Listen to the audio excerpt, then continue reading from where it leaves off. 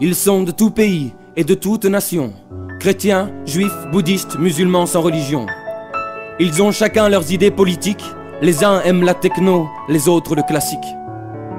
Promulguant l'unité dans la diversité, ils forment une authentique fraternité. Mais qui sont-ils? Penseurs libres plutôt que libres penseurs, ils cultivent en eux l'intelligence du cœur. Ils sont très humanistes et font de l'être humain le cœur de leur philosophie au quotidien. Cherchant la vérité au-delà des croyances, ils mènent une quête de connaissances. Mais qui sont-ils?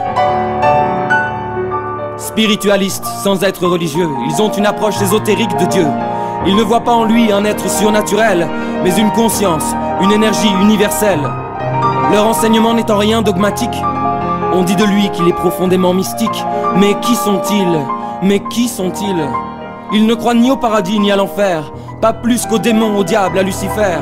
Recherchant le vrai sens de l'existence, ils accordent peu d'importance aux apparences. Ils savent le pourquoi et le comment des choses, mais aussi ce qui fait la beauté des roses. Mais qui sont-ils? Mais qui sont-ils?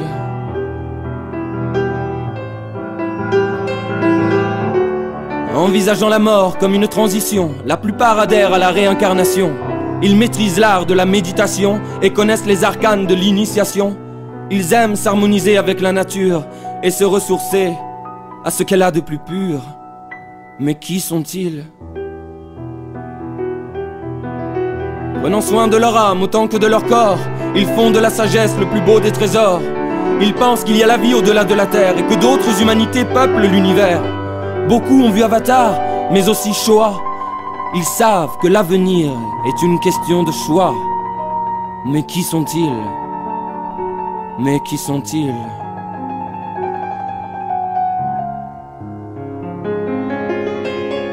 Le monde ne va pas bien, mais ils gardent l'espoir de le rendre meilleur et d'embellir l'histoire.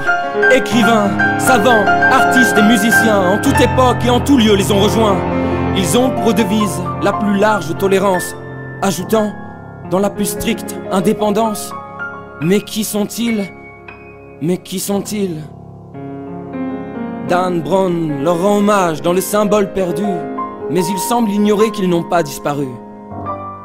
Formant jadis une société secrète, ils ont désormais leur site sur internet.